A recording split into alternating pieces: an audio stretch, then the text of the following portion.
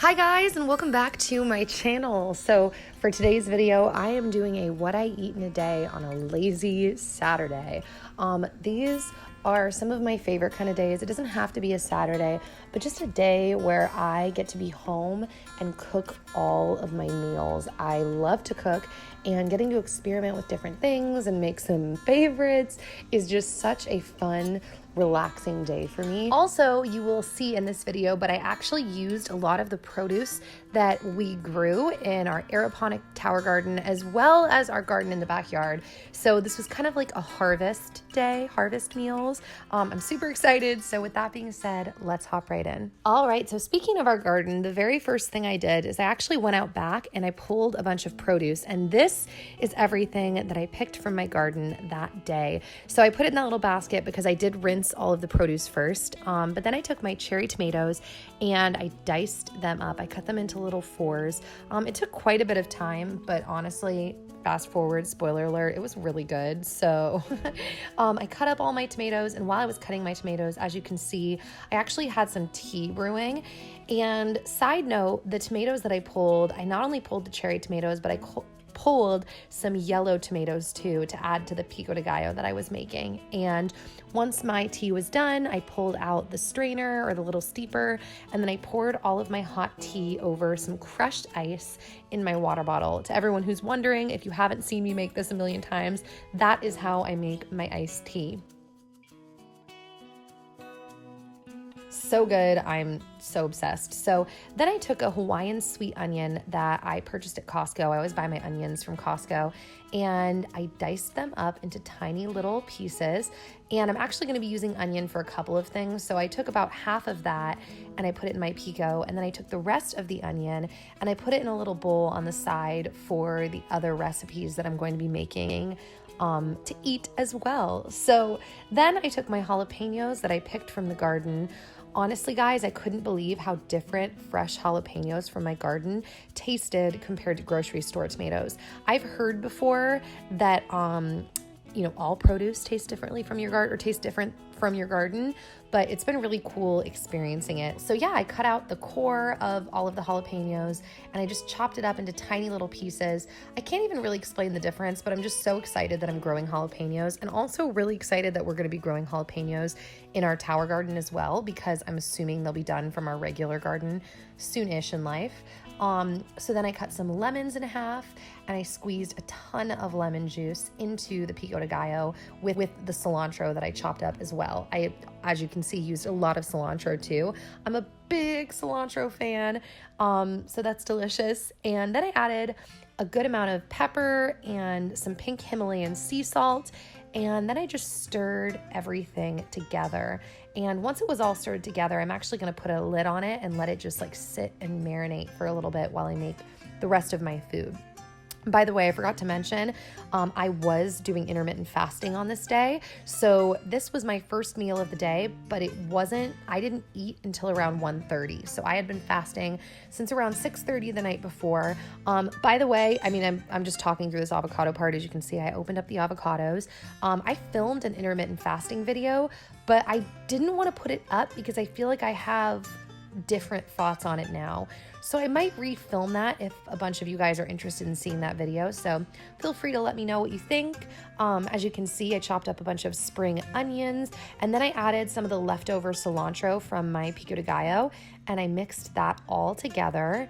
And then I decided to add a little bit more cilantro because is there really such a thing as too much cilantro?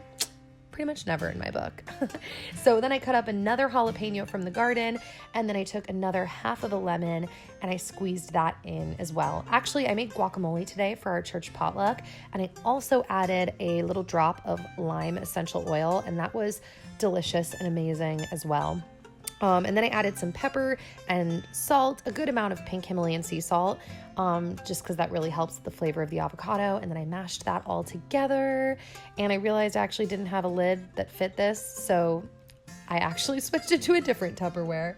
So then I let that all sit and I started to make my tuna. I really wanted to make a chickpea salad, but I was out of like chickpea garbanzo beans. So I ended up doing tuna. So I put my tuna in a can. I added some more of the onions that I had left from the Pico de Gallo.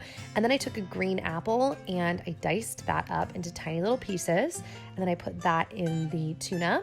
And then I took one of these Grillo pickles, which these pickles are honestly, I think they're my favorite pickles I've ever had.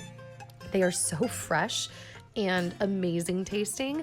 So then I chopped those up, added a little bit of pickle juice. It's so good. And then I took some chives and I never know the word to use. I've been making food videos for how long? And I'm like, do I say chopped, diced? I don't know. Cut them up finely. And then I took lemon and I squeezed a full lemon into the tuna. Lemon makes such a huge difference when you're making tuna. I just want to throw that out there. And then I took a scoop of veganese and added that to the mix. And then I stirred everything up. I also added garlic in there, but I don't think I got that on camera. By the way, while I was making my tuna, Dan decided to stir fry some baby broccoli. I think I showed this in a video previously. I'm not positive, but we're obsessed with baby broccoli. He takes it, cuts it up, takes avocado oil, did a little avocado oil dance, and then we put that on a pan and he just stir fries it. And while that was stir frying, I finished up my tuna with some salt and some pepper. Oh, there's the garlic. I did get that on camera. And garlic with the lemon in the tuna is honestly everything. It's so good. And Dan just, continued to stir fry the broccoli and he added some red chili flakes. And now for the coolest part of the video, guys, I really am going to upload a Tower Garden unboxing and setup. But in the last month, this is what I have from my Tower Garden so far. Quite a bit of greens. This is actually my third salad that I've pulled from the Tower Garden. But today I just cut off butterleaf lettuce, some arugula. I don't think I pulled any of my kale on this day, just butterleaf lettuce and arugula. And I brought that down from upstairs and chopped it up, put it in a bowl like so. And then I decided, because there's no such thing as too much cilantro, I pulled out some more cilantro, added that to the mix. And then I made a little dressing on the side that just consisted of olive oil and lemon juice. And I actually think that's it. Then I pulled out some beets, pre-cooked beets that I have from Costco that I love using in salads. And I chopped that up, and then I took a huge scoop of my tuna salad, put that on top, and then put a little bit of goat's cheese on the top of the salad as well.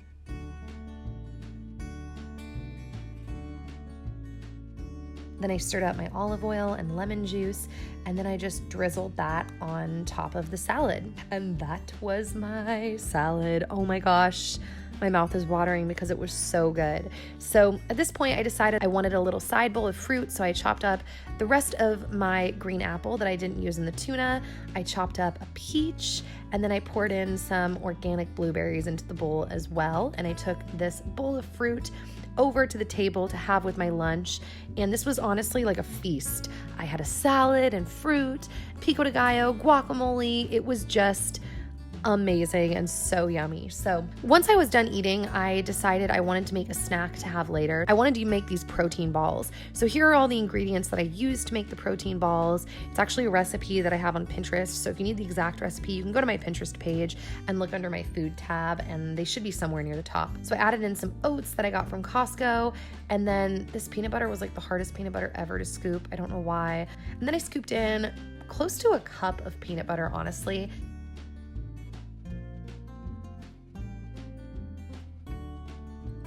And then a little capful of some vanilla extract. And then I took a scoop of my collagen protein powder. Then I added in some ground flaxseed.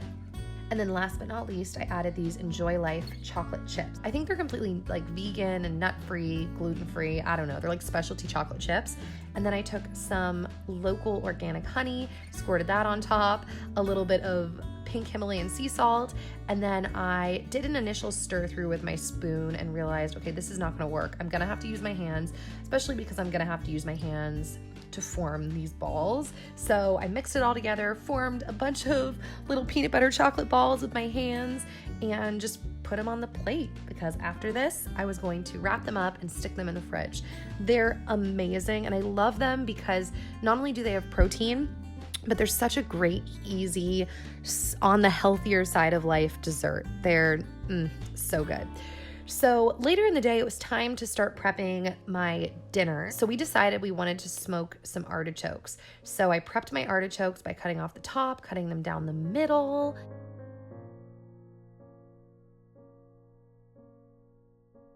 And then I stuck my steamer in my pot and I steamed my artichokes. So when I steam artichokes, I steam them for about 45 minutes. So while those were steaming, I decided to cook up some sweet potatoes. So I cut some holes in these sweet potatoes, and once I was done cutting the holes in them, I set them down on the cooking tray. Then I took this little brush thingamabobber and I brushed some of this Tuscan olive oil on that my mother-in-law got us for Christmas. It's so good.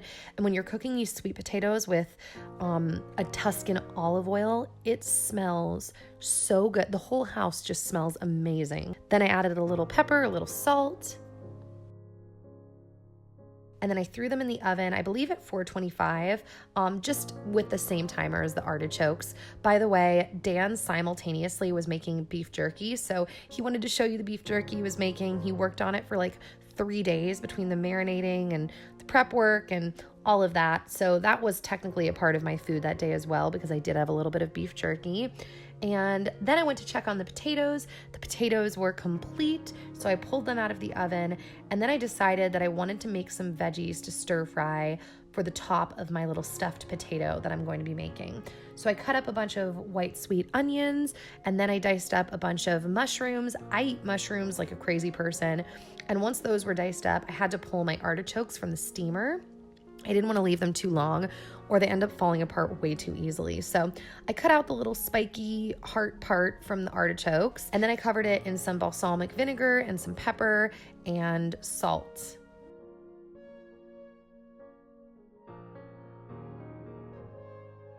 Oh, and then I took some chives, cut a couple chives up, and set those on top of the artichokes as well.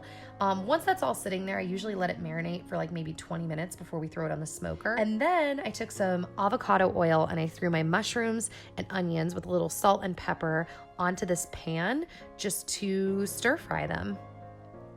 Oh, and I did add a little bit of red wine as well, because that's the mood that I was in, and cooking anything in red wine, in my opinion, is delicious. So then I cut my potato open that I had pulled from the oven, and I put a good amount of Kerrygold butter, and when my onions and my mushrooms were complete, I poured that on top of the potato. Then I added some of the guacamole that I had made earlier. I don't know what that is. I actually think I stir-fried some tomatoes afterwards as well.